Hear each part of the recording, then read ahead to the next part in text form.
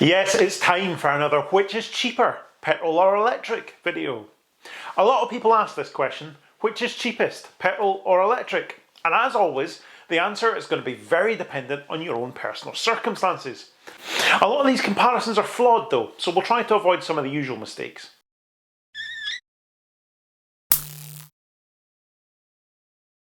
Let's compare a Renault Zoe to a Renault Clio. They're not the same car, but they are very similar in size. They're as near as makes no difference, the same length and width. They've got very similar amount of boot space, very similar room for passengers. I think it's fair to say it would be very, very feasible to consider them to be competitors from the same manufacturer.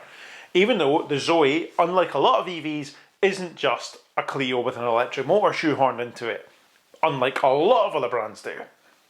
They don't make an all-electric Clio, but I think it's about as fair a comparison as you're going to get. Now, I've seen videos like this where the purchase price is directly compared, and then, shock horror, it's moaned about that the EV is more expensive. I even saw one person doing this, claiming that the difference in purchase price in total was part of the total running costs over 3 years, and therefore the EV was massively more expensive. But how you can say that, I don't know. But let's be honest, very few people buy cars outright these days and keep them forever. So we're going to look at leasing instead. For 2 years at 8,000 miles per year. That means that with either car, your maintenance requirements are going to be minimal. They might both need a service in the time you'll have them, but that's about it. They're very unlikely to need to bother with tyres, suspension, brakes, all that kind of stuff. So I think realistically, what we're looking at here is just the cost of leasing the car and the cost of fueling it. No other expenses really need to be taken into account.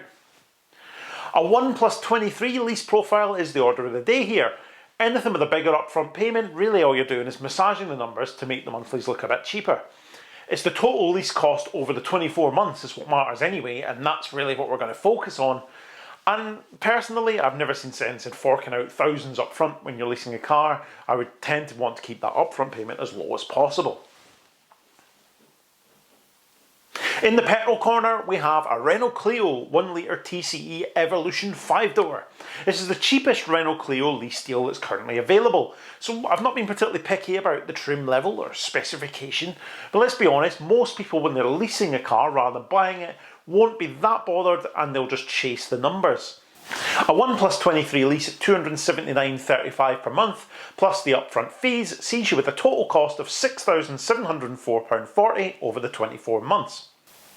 Over in the green corner, again, just looking for the cheapest 1+23 available, not worrying too much about specification, is a Renault Zoe GT Line Plus R135 Rapid Charge. £288.76 per month sees a total cost of £6,930.24 over the term. Oh my god, what a rip-off, I hear you cry. It will cost you a whole £225.84 more over the term to lease an EV rather than a petrol car. Oh wait, hang on. That's hardly any difference, isn't it? Especially given the difference in list price between these two cars. So things are getting quite interesting, although let's see how the fueling cost compares, shall we? Because you've got my attention now. We'll use WLTP figures for both fuel consumption and range. I know that the real world will be very different for both vehicles, but without any definite figures to go on, well, surely it's the fairest way to make a comparison. Renault say that the Clio will do 54.3 miles to the gallon. Using petrolprices.com, unleaded at supermarkets near me is 145.9 pence per litre. Very similar to the 148.35 average that RAC currently claim is the average price across the country. For 16,000 miles, that means you would spend £1,952 on fuel for the 294.7 gallons you're going to have to buy to keep the Clio running for 16,000 miles. Now, given people like to make ridiculous comparisons for the cost of charging, we're going to do the same for fuel, shall we? And we'll say that if you choose to buy your fuel from a motorway service station, instead of the supermarket where it's cheaper, you'll be paying 169.9 pence per litre, meaning the total cost of fuel over the lease would be £2,261. Well, nobody would do that though, would they? So we're not going to use that number, but it's quite interesting when you lay it down. Now for the Zoe, Renault say the Zoe has a 234 mile WLTP range based on a 50 kilowatt hour usable battery. That gives us efficiency of 4.68 miles per kilowatt hour. Zoe owners, let me know in the comments, how likely is that? Well, about as likely as a 1 litre turbo petrol Clio getting 54 miles to the gallon, I reckon. 3,418.8 kilowatt hours then is the amount of fuel, electricity, you're going to need to cover those 16,000 miles. But as we all know, there are far more ways to buy electricity than there are petrol, so the cost calculation is a little bit more complex.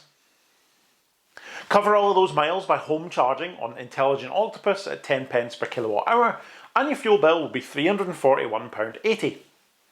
Octopus Go at 12 pence and it'll be £410.26. Charge at Tesco at 28 pence and you'll be looking at a fuel bill of £957.26. The current UK domestic price cap at 34 pence and it's £1,162, still £800 cheaper than buying petrol for the Clio. And of course, if you're writing a Daily Mail headline, do every single mile by charging at Instavolt and you'll be spending £2,564 on charging. Oh my god, those electric cars are so expensive to run that I don't know how anybody can afford to do it. But let's look at the totals then. The petrol car will cost you, using the more sensible fuel price and ignoring the cost of filling up at motorway service stations, £8,656.40. No argument about it really, unless your fuel consumption is significantly higher than the WLTP figures, which of course it's possible. That's roughly what you'll be paying for 2 years, 16,000 miles. The Zoe will cost you a minimum of £7,272 if you're using the cheapest home charging, saving you £1,400 a year.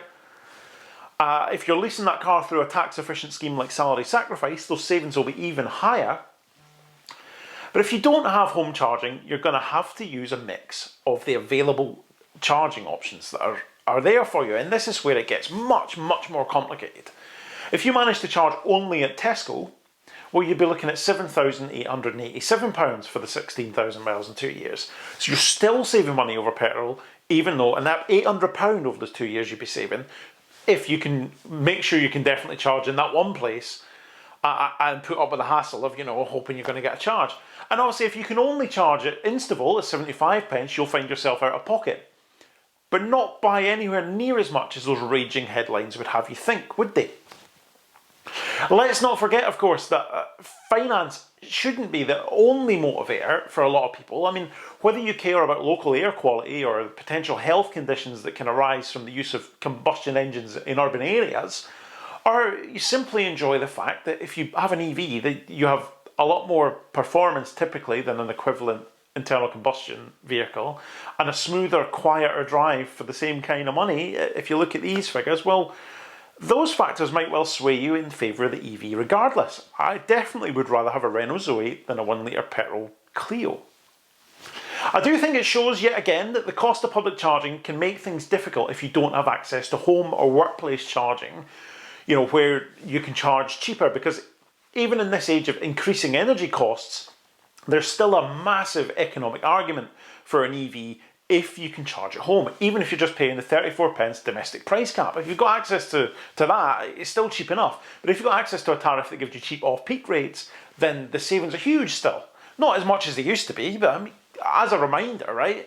A couple of years ago, your total fuel bill for 16,000 miles in a Renault Zoe could have been less than £200, using the 5 pence per kilowatt hour rate from Octopus. But things have changed significantly for everybody.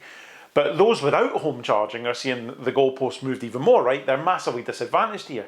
But I don't think it's quite as bad as it's made out. You're not going to be charging at 75 pence plus per kilowatt hour all the time. You just aren't. In summary though, can you still save money by driving an electric car? Yes, providing you have home charging or access to reasonably priced charging. Is it as great as it used to be before energy prices started soaring? No, absolutely not. But it's not all doom and gloom. So, I mean, I think you definitely need to look closer at your own circumstances and the actual situation before taking those headlines as gospel. It's not as clear-cut as it used to be, but there's definitely still a strong economic argument if economics is what drives you. I hope you found this video useful. I even found it quite interesting myself to lay the figures out here. So I hope that you did as well, because I think there's some surprises in there you might not have been expecting. Many thanks for watching. Let me know what you think in the comments as always, and I'll see you next time.